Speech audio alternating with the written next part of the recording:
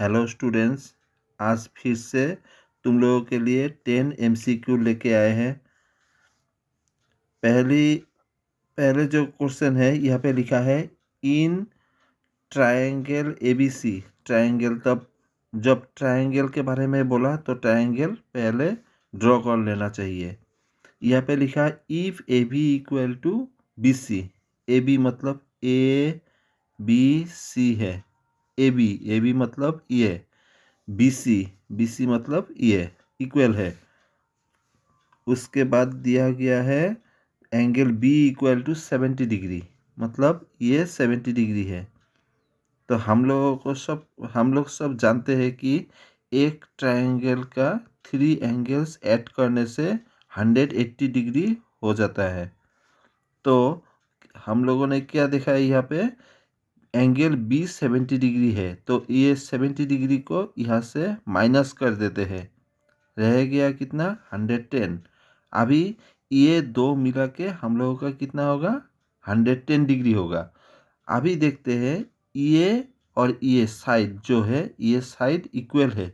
तो ये side equal है तो इसका ऑपोजिट जो एंगल है वो भी इक्वल होगा। तो टोटल रह गया है हम लोगों के लिए ये और ये एंगल लेके 110 डिग्री। तो इसको क्या कर देते हैं, 2 से डिवाइड कर देते हैं। 2 से डिवाइड करने से क्या होगा, ये ये दो जो एंगल है इनका इसका वैल्यू निकल जाएगा। तो 110 को 2 से डिवाइड करने से 55 डिग्री आ जाएगा। तो हम लोगों का आंसर बन जाएगा ये, फाइनल आंसर होगा सी।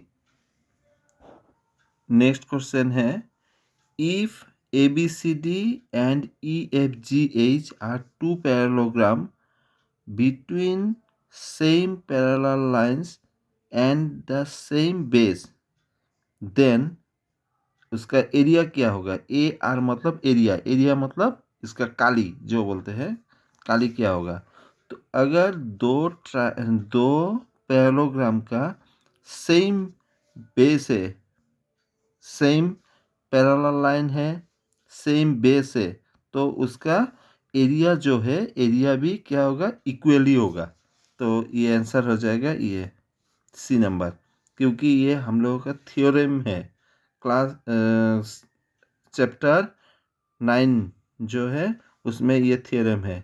अगर कोई पैरेललोग्राम है, पैरेललोग्राम का ऐसा सेम बेस है और सेम पैरेलल लाइन के अंदर है, सेम पैरेलल लाइन के अंदर है और बेस भी सेम है, तो ये दो जो पैरेललोग्राम है इसका एरिया भी सेम होगा। 3 नंबर में है A B C D is a parallelogram. पहले A B C D parallelogram draw कर लेते हैं। ये आ गया A B C D parallelogram. यहाँ पे क्या आया, A E perpendicular D C. A E D C के ऊपर ए ई परपेंडिकुलर, मतलब ए ये हो जाएगा ई, ए ई परपेंडिकुलर है। Next C F perpendicular A D, C F होगा ए डी के ऊपर, मतलब इसके ऊपर, तो ये परपेंडिकुलर हो जाएगा ये सी एफ हो गया परपेंडिकुलर। सी एफ परपेंडिकुलर है एडी के ऊपर, एडी के ऊपर। तो अभी क्या बोला, ए बी 10, ए बी 10 मतलब ये 10 है। अगर ये 10 होगा तो ये भी 10 होगा, क्योंकि पैरेललोग्राम जो है, पैरेललोग्राम का ऑपोजिट साइड इक्वल होता है। तो ये 10 हो गया तो ये भी 10 हो जाएगा, ये भी, ये लाइन। नेक्स्ट ए ई 6, ए ई मतलब ये 6 है। सी एफ 5, सी एफ मतलब ये 5 है, ये 5 है। तो अभी निकलना है एडी, एडी मतलब ये। पहले एक काम कर लेते हैं, ये अगर परपेंडिकुलर है, ये अगर बेस है, मतलब ये और ये लाइन इक्वल है, तो ये अगर बेस है, ये परपेंडिकुलर है, हम लोग अगर ये दोनों को मल्टीप्लाई कर देते हैं तो पैरेललोग्राम का एरिया निकल जाएगा, क्योंकि area of parallelogram equal to base into height होता है। तो बेस कितना है यहाँ पे, बेस है 10, ये 10 है, इंटू हाइट, हाइट कौन सा है, ये है, कितना बन गया 60 हो गया। अभी ये जो पैरेललोग्राम है इसका एरिया बन गया कितना 60। अभी देखो ये अगर बेस से, अगर ये परपेंडिकुलर है मतलब इसको ऐसे करके घुमा लेते हैं, घुमाने से क्या होगा, ये अगर बेस बन गया तो ये परपेंडिकुलर बन जाएगा। और एरिया तो एक A B C D same ही है। तो अभी क्या कर सकते हैं, बेस, बेस मतलब अभी क्या लिख सकते हैं, बेस मतलब ए डी इंटू परपेंडिकुलर मतलब C F equal to area of perpendicular, sorry parallelogram. तो एडी कितना है, एडी हम लोगों को निकालना है। तो एडी को हम लोग एडी लिखते हैं। और सी एफ जो है वो तो दिया गया है, कितना है 5 equal to area of parallelogram. ये जो पैरेललोग्राम है इससे ही है, पैरेललोग्राम कितना है 60 है। तब कितना बनेगा, अभी एडी जो है, एडी का वैल्यू कितना होगा 60 डिवाइडेड बाई 5, 12 हो जाएगा। तो इसका आंसर हो जाएगा, एडी का वैल्यू निकलेगा 12 सेंटीमीटर, मतलब ये हो जाएगा आंसर। नेक्स्ट है the longest chord of a circle is. पहले एक चीज़ समझना है, कॉर्ड क्या होता है। ये एक सर्कल है, ये है सेंटर, सपोज इसको बोलते हैं कॉर्ड। मतलब सर्कल से सर्कल तक जो लाइन हम लोग ड्रॉ करते हैं इसको बोलते हैं कॉर्ड। ये भी कॉर्ड है, ये भी कॉर्ड है, ये भी कॉर्ड है। मतलब यह छोटा होता है, यह जितना हम लोग सेंटर के तरफ जाते हैं इतना बड़ा होता रहता है। तो सबसे बड़ा कॉर्ड कौन सा होगा, सेंटर से होता हुआ जो जाएगा। तो इसका अलग एक नाम है, उसके नाम को क्या बोलते हैं, इसको बोलते हैं डायमीटर बोल के। तो सबसे बड़ा कॉर्ड जो है उसका नाम है डायमीटर। अभी 5 नंबर में है the base of A right angle triangle. तो राइट एंगल ट्रायंगल जो है वो कैसा होता है देखने में, ये है राइट एंगल ट्रायंगल जिसमें ये 90 डिग्री है। यहाँ पे क्या दिया गया, base of A right angle triangle. Right angle triangle मतलब समकोणी त्रिभुज, उसका बेस मतलब भूमि कितना है 8 सेंटीमीटर। मतलब इसका बेस 8 सेंटीमीटर है, मतलब भूमि 8 सेंटीमीटर है। And the hypotenuse is 10। Hypotenuse कौन सा है, ये है। परपेंडिकुलर जो है, मतलब सॉरी 90 डिग्री जो है उसका ऑपोजिट साइड में जो रहता है इसको बोलते हैं हाइपोटेन्यूज। हाइपोटेन्यूज दिया गया है 10। तो इसका एरिया निकालना है। एरिया मतलब क्या होगा, ट्रायंगल का एरिया का फॉर्मूला क्या है, half into base into height.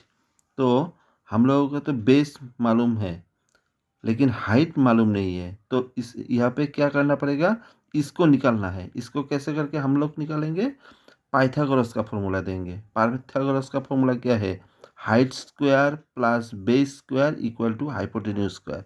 मतलब height square plus base square मतलब परपेंडिकुलर स्क्वायर प्लस भूमि जो है base square equal to hypotenuse square. Hypotenuse में मतलब ये, मतलब 10 स्क्वायर।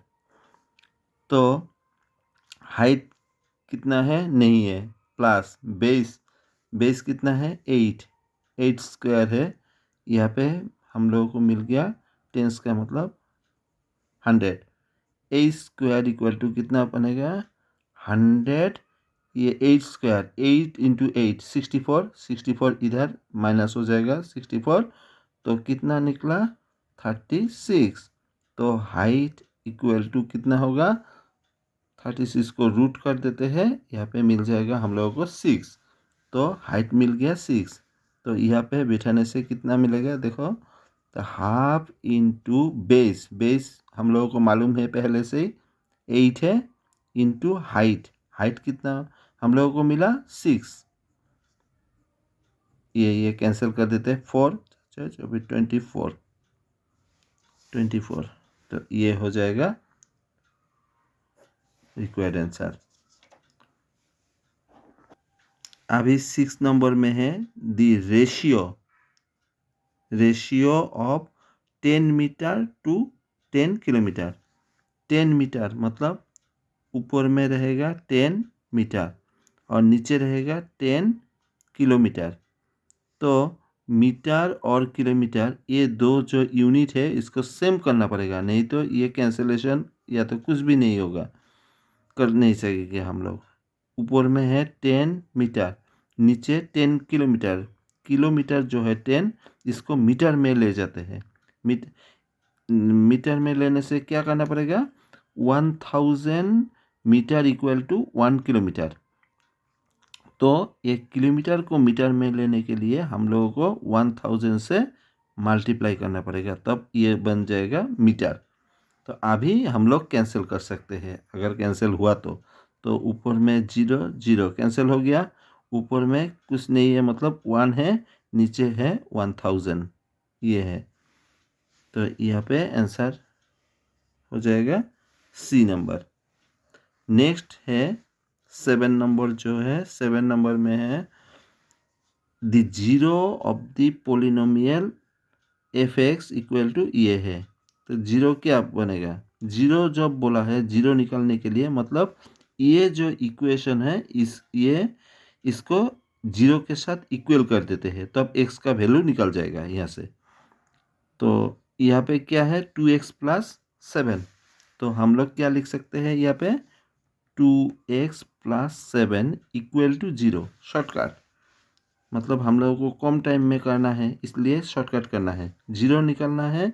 तो ये इक्वेशन ये एक्सप्रेशन इक्वल टू हम लोगों ने क्या किया 0 लिख दिया, तो यहाँ से x का वैल्यू निकल जाएगा 2x इक्वल टू -7, तो x इक्वल टू मिल जाएगा 7/2, तो ये बन जाएगा x का वैल्यू, ये हो जाएगा आंसर। नेक्स्ट 8 नंबर जो है ये परसेंटेज में लेना है, 1/4 व्हेन एक्सप्रेस इन परसेंटेज, मतलब ये रेशियो को हम लोगों ने परसेंटेज में लेने से क्या होगा। तो यहाँ पे है 1/4, तो लिख लेते हैं 1/4, इसको परसेंटेज में लेना है, परसेंटेज में लेना मतलब इसको 100 लिख के परसेंटेज लिखने से हो जाएगा। तो अभी कैंसिल अगर होगा तो कैंसिल करेंगे, 4 से 100 को कैंसिल किया तो 25 या परसेंटेज बन जाएगा, तो 25% मतलब ये हो जाएगा आंसर। नेक्स्ट यहाँ पे लिखा है the remainder when F X equal to, ये एक्सप्रेशन लिखा है is divided by X plus 1। यहाँ पे क्या लिखा है वो लिख देते हैं, शॉर्टकट में हो जाएगा F X equal to 5x minus 4x² plus 3 लिख लिया। तो यहाँ पे क्या लिखा है x प्लस 1, यहाँ पे अगर x प्लस 1 दिया है x प्लस 1, तो ये एक्सप्रेशन इक्वल टू 0 कर देते हैं, तो x का वैल्यू निकल जाएगा, ये 1 इस साइड में जाने से -1 हो गया।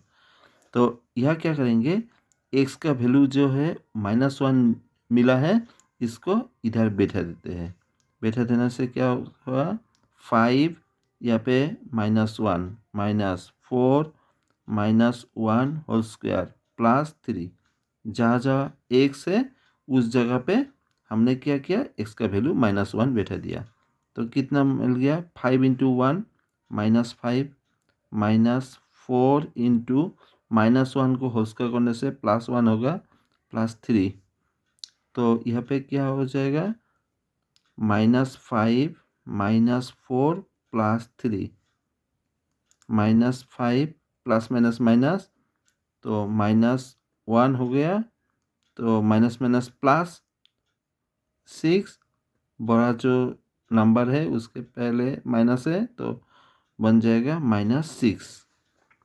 ये हो जाएगा रिक्वायर्ड आंसर। अभी लास्ट जो है वो भी बहुत इंटरेस्टिंग है। यहाँ पे लिखा है कि if x greater than 0 y less than 0, मतलब x ग्रेटर देन 0 मतलब पॉजिटिव है, ये पॉजिटिव नंबर है। और x less than y less than 0 मतलब ये निगेटिव नंबर है। ठीक है, तो then point X Y lies on which coordinate, मतलब अगर हम लोग ऐसे करके X axis Y axis draw कर लेते हैं, ये है एक्स, ये एक्स डैश, वाई ये बन गया वाई डैश, मतलब एक्स के साइड में पॉजिटिव होता है, एक्स डैश के साइड में नेगेटिव, वाई के साइड में पॉजिटिव, नीचे वाई डैश के साइड में नेगेटिव। तो हम लोगों का जो पॉइंट है एक्स वाई पुट करना है वो किस टाइप का होगा, एक्स का वैल्यू होगा पॉजिटिव, वाई का वैल्यू होगा नेगेटिव। मतलब एक्स का वैल्यू होगा पॉजिटिव, वाई का वैल्यू होगा नेगेटिव, मतलब नीचे एक्स इस साइड में पॉजिटिव है। यह हम लोग आ गया, कुछ भी हो नंबर, कुछ भी हो सकता है, 2 3 4 5 कुछ भी हो सकता है, लेकिन इस साइड में पॉजिटिव आ गया, एक्स का वैल्यू है पॉजिटिव, वाई का वैल्यू निगेटिव है। निगेटिव मतलब ये कौन सी साइड में जाएगा, ऊपर में तो पॉजिटिव, नीचे जाएगा, नीचे आ गया मतलब ये साइड में कोई भी जगह पे आएगा तो वो क्या हो जाएगा, निगेटिव। तो ये कौन सी क्वाड्रेंट में पढ़ते हैं, हम लोगों को बोला गया ये कौन सा क्वाड्रेंट में है, फर्स्ट सेकेंड थर्ड फोर्थ। तो ये होता है फर्स्ट क्वाड्रेंट, ये होता है सेकेंड क्वाड्रेंट, ये होता है थर्ड क्वाड्रेंट, ये होता है फोर्थ क्वाड्रेंट।